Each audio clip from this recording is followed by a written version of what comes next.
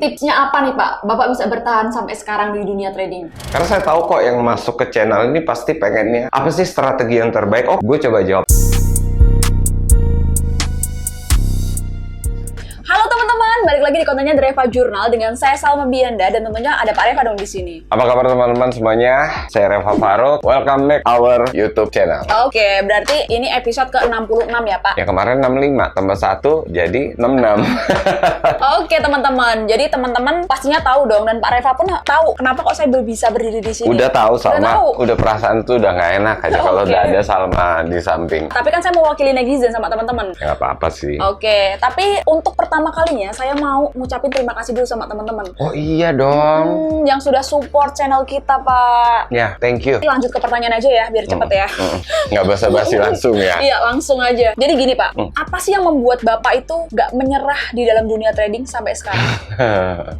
Dan mungkin Bapak bisa bagikan tipsnya apa sih bisa bertahan sampai sekarang Pak? Mau dijawab langsung? Oh, nanti dulu. Oke teman-teman, sebelum teman-teman dapat jawaban dari Pak Reva, teman-teman harus subscribe, like, komen, dan tentunya harus share. Blood creeping up from the heathens. Got will, got fight, got pride, got reason. If they wanna go eat, then you know I'm gon' feed them. If you're coming for me, hope you're ready for a demon. I got eyes in the back of my head, I'm seeing. Take for granted and you know I'm leaving. I'ma take what's mine with the webs I'm weaving. I could take this crowd from seeing to believing. Got it. Pak, jadi ini tipsnya apa nih Pak? Bapak bisa bertahan sampai sekarang di dunia trading? Sebenarnya mungkin teman-teman bisa tonton aja sih konten-konten kita kalau diikutin. Dari episode 1 sampai 65 bahkan kita udah ngadirin juga narasumber-narasumber yang udah belajar dengan kita. Kita udah pernah juga bilang ada 5 fase trader, sanggup nggak? Berikutnya ada juga yang anti margin call. Bahkan dengan hitungannya itu kalau diikuti, saya jamin orang itu nggak mungkin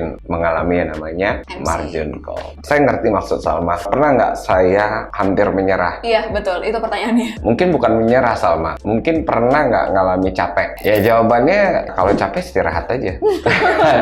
Loh benar. Kenapa? Karena ketika saya masuk ke industri trading 2011, ya saya ngalami banyak loss. Orang itu ada dua. Waktu dia loss, dia evaluasi. Waktu loss, dia langsung bilang, ini nggak bisnis nggak benar.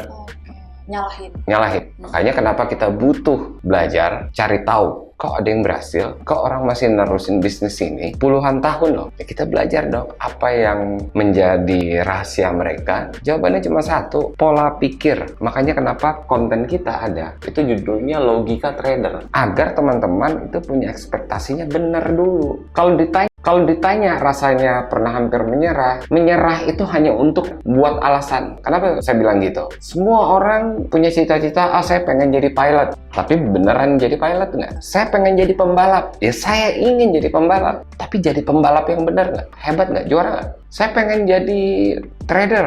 Ya ada konsekuensinya dong. Apa konsekuensinya? Loss. Karena satu hal yang pasti terjadi pada trader adalah loss. Disitulah dia harus punya kunci, yaitu pola pikir yang baik. Berarti perspektif terhadap bisnis ini harus benar dulu. Tahu nggak arti probabilitas itu apa? Ketidakpastian. Kadang-kadang artinya tuh suka di-misleadingin sama orang. Oh iya. Semua punya probabilitas. Bisnis juga punya probabilitas. Berarti kalau kita berhadapan dengan probabilitas, yang harus kita pikirin bagaimana kita bisa mengantisipasi ketika hal jelek terjadi. Tanda kutip ya, jelek di sini adalah hal yang normal. Sama nih pembalap kesenggol, tabrakan, keluar dia dari jalur, kebalik mobilnya. Tapi kan dia ada pelindungnya, roll bar namanya. Ada equipment safety dia buat waktu balap. Artinya semuanya sudah dipikirin secara matang. Trading juga. Waktu kita mau mulai trading, kita tahu nggak kita sanggup nggak di bisnis ini? Kita sanggup nggak ketika kita loss? Sanggup belajar? Itu konsekuensinya. Tapi kalau tanya apa sih detailnya, punya aja pola pikir seperti ini. Coba belajar fokus terhadap kelola resiko. Jadi setiap transaksi saya ngerti kok. Ini mau instrumen apapun ya. Terserah mau dia trading di apapun ya. Coba belajar fokusnya kepada resiko. Resiko dibatasi. Artinya kalau kamu masuk posisi dan ketika kamu mengalami analisa salah, okay, no problem. Walaupun rugi tapi baik-baik aja ya. Ya baik-baik aja.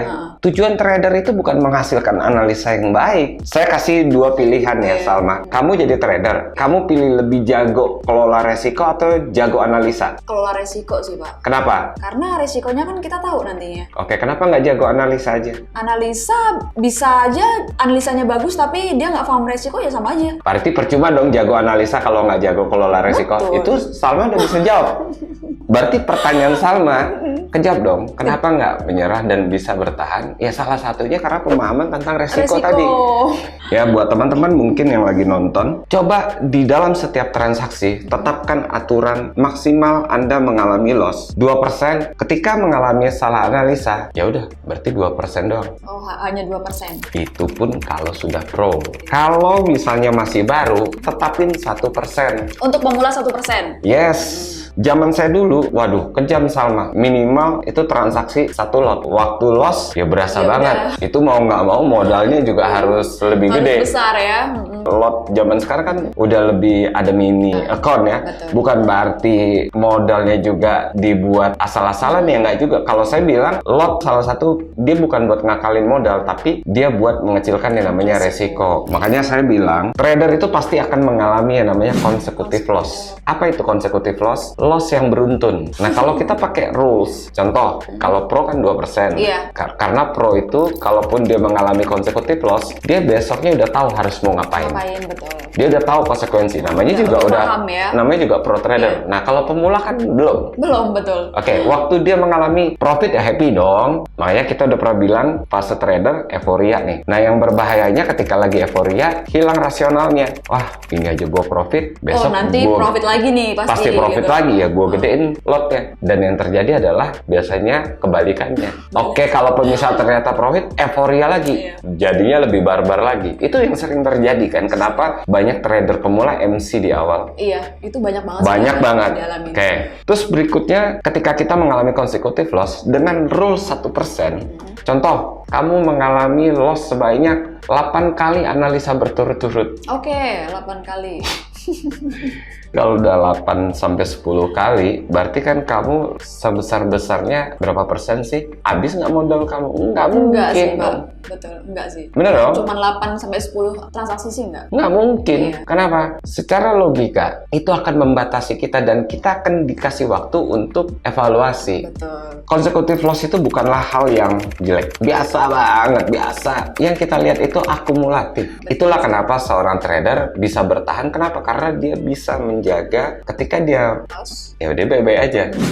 Ada tips bagaimana agar teman-teman bisa tradingnya rapi. Yang penting itu gimana caranya kamu bertransaksi tapi rapi, bukan transaksi impulsif. Karena kita tahu bahwa trader yang tidak rapi, contoh kita sering kan berhadapan dengan teman-teman, ini kapan entry-nya sih? Secara logika berarti dia tidak sabar, tidak menunggu. Ini konfirmasi pasar seperti apa? Karena saya tahu kok yang masuk ke channel ini pasti pengennya apa sih strategi yang terbaik? Oke, gue coba jawab bagaimana kita bisa running dengan baik. Berarti apa yang harus dilakukan? Kamu tahu ini profesi, berarti kamu punya konsekuensi untuk selalu punya kebiasaan melakukan yang namanya checklist. Sama nih, kalau kita mau ketemu teman ngajak nongkrong, kita nanya ada siapa aja di sana. Oh iya, pasti. Cek ombak, asik nggak nih orang-orangnya? Kalau asik baru kita ke sana. Boleh nggak kita terapkan di trading seperti itu? Boleh. Berarti cek dulu trennya. Setuju? Setuju. Kita tahu trennya apa, berarti kita udah tahu nih kondisi minimal, kita ngerti apa yang sedang terjadi. Ini dari sini kita udah bisa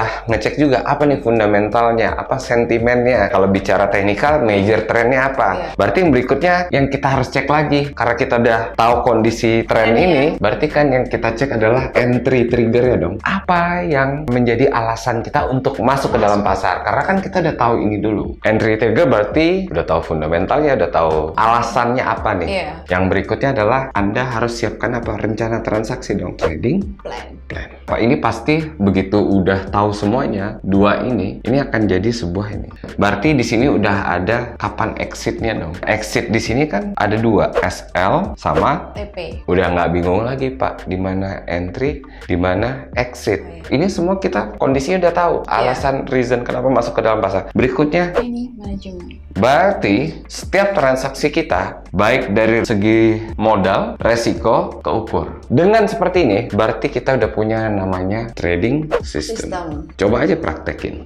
Oh, tinggal praktekin berarti ya? Ini Iya. berarti kasih tipsnya. Coba nih. aja lihat. Jangan pernah nggak lakukan ini. Kecipta trading system. Coba lihat hasilnya dalam 6 bulan sampai tahun depan. Bahkan saya yakin juga kurang dari 1 tahun dengan catatan tidak gonta-ganti metode ya. Iya. Ini akan berhasil. Pak, kasih quotes dong buat teman-teman. Saya ambil quotes dari Josorus saja ya. Boleh. Di dalam trading, kesalahan adalah bagian daripada sebuah perjalanan karir seorang trader. Namun yang paling penting adalah bagaimana kamu bisa mengelola keuntungan waktu kamu benar dan membatasi rugi waktu kamu salah. Jadi bukan masalah benar atau salah. Waktu salah kamu baik-baik saja, waktu benar kamu bisa oke. Oke, wow. Penting banget nih. Ini kalau saya dari pribadi ya. Buat apa kamu dapat untung besar dalam waktu cepat, tapi kamu nggak bisa belajar mengelola resiko? Ya kamu pun akan kehilangan uangmu dengan cepat juga. Jadi teman-teman, udah mulailah sekarang belajar tentang manajemen resiko. Kalau di trading itu jangan langsung tergiur dengan tampilan profit yang seolah-olah gede dengan jumlah lot yang gede. Kalau lagi trading, sekarang banyak banget nih di konten-konten orang memamerkan profit. Di sini karena kalian pengen belajar, tentu memilih dengan siapa belajar. Tapi coba perhatikan, kalau profit itu kayaknya gampang sih. Belum tentu juga real account. Betul. Ya, tapi coba perhatikan, jangan tergiur sama profit. Perhatikan tata kelola dia resiko. Margin levelnya perhatikan. Semakin kecil margin level, bukan semakin gede profit ya. Semakin kecil margin level, itu nggak make sense. Tapi semakin gede persentase dia punya margin level, disitulah trader itu bagus. Oke Pak, ini ilmu yang sangat bermanfaat buat teman-teman Semoga. juga ya. Jadi mungkin cukup Pak untuk konten hari ini Pak. Dan thank you udah jawab pertanyaan dari teman. Siap. Thank you Oke. teman-teman atas supportnya. Mudah-mudahan teman-teman selalu diberi kekuatan untuk Amin. jadi lebih baik. Amin. Bukan dimudahin ya, tapi saya doain untuk dikuatin. Amin. Saya Salma Bianda. Saya Reva Faruk. Sampai bertemu di konten selanjutnya. May Allah bless you all. Thank you. I'm weaving, I could take this crowd from seeing to believing.